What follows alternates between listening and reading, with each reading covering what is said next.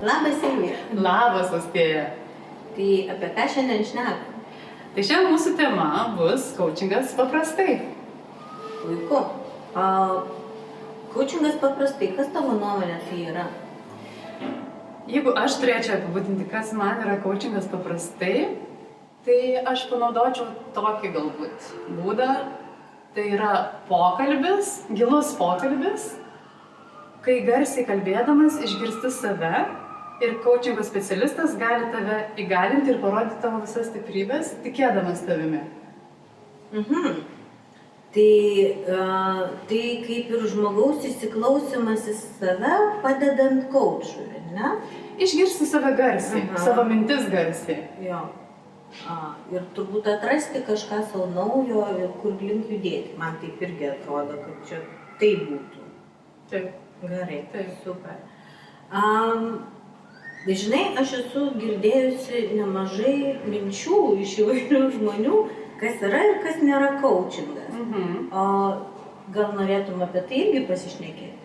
Aš manau, kad galime tai padaryti. Gerai. Šiandien mes gal papasakokim žiūrovams šiek tiek apie tai, kas yra mitai, o kur tose mitose yra ir tikrovės, ir tiesos. Taip, o kur jau apskritai jokios tikrovės nebėra likę. Puiku. Ar esi girdėjus kokių minčių, kas yra coachingas?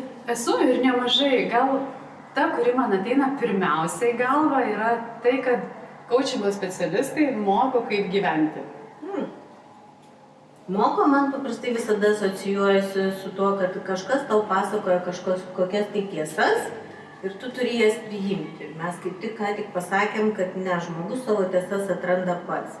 Tai ko gero čia yra mitas. Mitas sutinku, taip, nes coachingo specialistai nei moko, kaip gyventi, nei patarinėja. Gal netgi labiau atvirkščiai.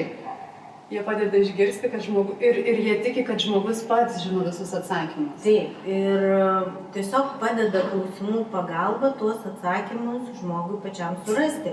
Ir tai yra ne kažkoks mokytojas, kuris tave žiūri iš aukšto kaip į kažkokį tai mokinuką, o tai yra du lygiaverčiai partneriai. Vienas žinantis save, kitas žinantis, kaip coachingo pagalba galėtų padėti žmogui. Būtent, tai svarbu paminėti, kad klientas jis niekada nesijaučia žemiau už coachingo specialistą, kad jie abu yra tame pačiame lygmenyje ir nei klientas būna viršiau, nei coachingo specialistas viršiau. Jie susitinka akis į akį, būdami lygiaverčiai partneriai. Taip, ir coacho užduotis yra palaikyti tą lygiavertį ryšį. Dar esu girdėjus tokį pasakymą, kad coachingas tik vadovam. Kaip tu manai? Coachingas skirtas ir vadovams, bet tikrai ne tik. Coachingas skirtas bet kokios srities specialistams, bet kokio lygio specialistams. Tai gali būti ir bedarbiui. Manau, netgi bedarbiui puikiai tiktų, galbūt netgi išsigrytinti, ko jis nori, kokią specialybę jam geriausiai tiktų, kurį kelią pasirinkti. Taigi coachingas nėra skirtas tikrai tik vadovams, jisai gali būti ir namų šeimininkai, kuri nesijaučia galbūt iki galo laiminga arba mato, kad kažkuris sritis jai stringa ir norėtų pasiekti gal geresnių rezultatų arba pagerinti kažkurią sritį. Tai coachingas jai irgi puikiai praverstų. Taip, coachingas labai gerai praverčia ir santykiuose.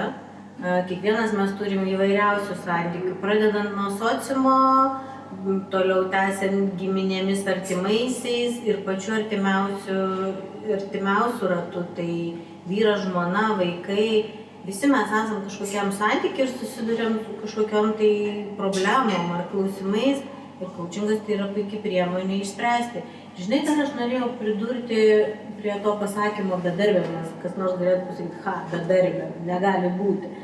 Aš visai neseniai skaičiau tikrai nemažai apie tai, kaip žmonės ieško darbo ir po kokių 4 mėnesių paieškų nusivilia ir savim, ir darbo rinką, ir nebežino, ką daryti, ir sutinka su tokiais pasiūlymais, kurių tikrai nenori, ir paskui eina dirbti darbus, kurio nenori dirbti. Tai vat coachingas, manau, būtų puikiai galimybė įsiaiškinti ir ko aš noriu, ir kaip aš noriu, ir kaip save aš noriu pozicionuoti, pateikti būsimiem darbdaviam, kad manim tikrai susidomėtų ir kad aš būčiau tas pirmasis kandidatas. Taip, tai gali būti reali pagalba. Taip, ir tikrai ne vien tik vadovų. Tikrai ne. Ką esi girdėjus, tu dar? Dar vienas iš mitų galbūt, kad coachingo specialistų gali tapti bet kas. Todėl pasitikėti jais nelabai reikėtų. Aš manau, kad coachingo specialistų tikrai negali tapti bet kas. Visų pirma, manau, kad ten eina žmonės, kurie jau patys susivokia, ko jie norėtų daryti. Tai nėra universitetinis išsilavinimas, kur suėjo ten 18 metų kažką, tai reikia apsispręsti, ką aš dirbsiu ir tada nežinau kur, einu kažkur, ką patarė. Puiku, yra žinoma jaunuolių, kurie nuo pat jaunystės žino, kur jie norėtų. Yra kam pasiseka. Jo, yra kam pasiseka. Bet dažniausiai coachingą žmonės ateina, man atrodo, jau su kažkokia tai patirtim ir su žinojimu, kodėl vis dėlto jam coachingas yra svarbus. Todėl jie mokosi, gilinasi. Taip. Ir žinoma, gali būti, kad ir coachingo specialistas yra nevykęs ar netikęs, kaip ir bet kurios kitos srities specialistas. Taigi aš manau, kad svarbiausia atsirinkti savo tinkantį. Nes netgi mes abi per mokymus, ar ne, mes išbandėm skirtingus specialistus, kai mes buvome kliento vaidmenyje. Ir labai greitai gali pajausti, ar tau tinka, tikriausiai kažkokia energija tiesiog, ar ne, tinkanti arba ar ne. Ir tuomet, kai tu pasirinkai ten, su kuriuo jautiesi geriausiai, tai tas ir yra tau tinkantis geras coachingo specialistas. Taip, ir net čia nebūtinai apie tai, kad geras ar blogas, čia, kaip tik ką tu paminėjai, kad tinka, sueina vaibas ar nesueina vaibas ir renkiesi. Todėl dažnai coachingo specialistai daro pirmas sesijas nemokamai, prieš tą sesiją dažnai paaiškina jo. Geras pastebėjimas, taip. Dažnai būna pirma sesija nemokamai ir jau gali pajausti, koks tas jausmas kartu. Ir prieš tą nemokamą sesiją dar būna pokalbis, kur trumpai paaiškina, o kasgi vis dėlto tas coachingas, ko tikėtis, ko nesitikėti. Ir tikrai per tą laiką gali suprasti, ar čia tas žmogus, kurio tau reikia tolesniai kelionėje ar ne. Taip. Tu žinai, kažkokie, atsimenu, buvo toksai, kad tai ne universitetinis išsilavinimas, tai trunka labai trumpai ir ką čia galima išmokti per tokį trumpą laiką. Kaip tu manai? Man pačiai, tiesą pasakius, prieš pradedant mokslus kilo tokių abejonių. Man atrodo, kaip per 6 mėnesius galima jau kaip ir išmokti naujos specialybės. Bet aš ir pati likau nustebusi, kad galima. Nes tai yra labai koncentruoti mokslai ir labai daug praktikos. Ir tai tiesiog viskas yra sutelkta į tai, kaip tai daryti, kas veikia, kokie metodai ir taip toliau. Ir tada tu iš karto pritaikai viską. Universitete viskas yra gal šiek tiek labiau išplėsta ir labai daug tos informacijos. Ir paskui gan sunku praktiškai pritaikyti. O čia toksai kaip ir atvirkštinis variantas, ar ne? Taip, aš visiškai sutinku. Universitete tu gauni didžiulį žinių bagažą. Daug apie viską, bet negauni kažkokių praktinių žinių. Tai skatina tavo mąstymą, suvokimą ir visa tai yra puiku. Bet kai nueini į kažkokią tai darbovietę, tada tu ten turi mokytis jau iš tikrųjų tam, kam tu esi pakviestas dirbti. Tai coachingas moko būtent profesijos. Ir todėl nereikia 4 metų. Iš tikrųjų galima per 6 tikrai intensyvius mėnesius su teorija ir su praktika išmokti ir judėti toliau. Ir žinai, būdavo pradžioj, negali būti, negi mes tikrai galėsime vienas kitiem padėti, tiek nedaug išgirdę, tiek nedaug sužinoję, tiek nedaug praktikos turėdami. Ir tiesą sakant, mes galėjome ir kiekvieną kartą būdavo taip, o geras. Ir vėl suveikė.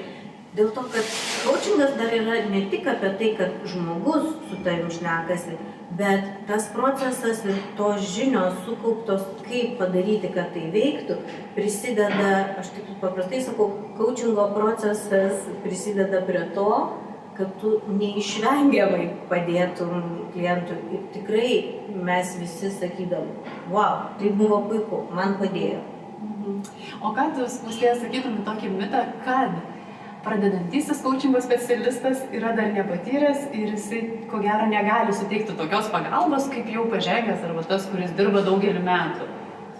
Aš tikrai labai gerbiu coachus, kurie dirba daugelį metų, kurie judėjo šitą kelionę ir sėmėsi patirties, šlifavo savo sugebėjimus, jie yra puikus, to nepaneigsi. Pradedantieji kaučiai viską daro šiek tiek paprastesnėme lygmenyje, bet tai vėlgi nereiškia, kad jie nepadeda. O tiesą sakant, man atrodo, žinai, ar geriau padeda, ar blogiau padeda, aš palikčiau spręsti pačiam žmogui dėl to, kad žmogus gali pabandyti su vienu kaučiu, su kitu ir nuspręsti, ar jam taip geriau, ar taip geriau.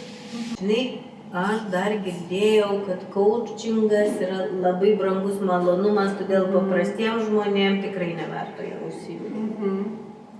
Na, vėlgi, manau, kad tai yra mitas labiau. Žinoma, tu gali rasti jau labai aukšto lygio specialistų, kurių įkainiai yra aukšti, taip. Bet, kaip ir tu minėjai prieš tai, kad, sakykime, yra nemažai tokių specialistų, kurie vis dar siūlo pirmą sesiją nemokamai, ar ne? Ir netgi per pirmą sesiją tu jau gali pasiekti rezultatų. Tai nėra brangu, tai gali būti netgi nemokama. Tu gali pasinaudoti to vienu kartu ir išsispręsti kažkokią, ar ne, dar klibančią bėdą ar problemėlę. Bet aš manau, kad kainos labai svyruoja, kad tu gali atrasti nuo 20 eurų per valandą iki 300. Tad tų kainų nereikia prisibijoti ir nereikia galvoti, kad kaučingas yra tik tais turtingiesiems ir kažkokiems išrinktiesiems. Taip, aš visiškai sutinku, kad kainos priklauso nuo įvairiausių dalykų ir kainos tikrai varijuoja. Tai jeigu yra galimybių rinktis, paieškojus tikrai surastum, ką pasirinkti, tai kas atitinka tavo galimybės. Tiek. Ar esi dar ką nors įdomaus girdėjusi? Nu, va dabar galvoju, niekas nebetinai galvo tau. Man irgi jau ne. Tai žinai, man atrodo, kad mes tada galim judėti link pabaigos. Man atrodo, kad mes pasiekėm savo tikslą, papasakoti gal apie tai, kas yra tas kaučingas paprastai.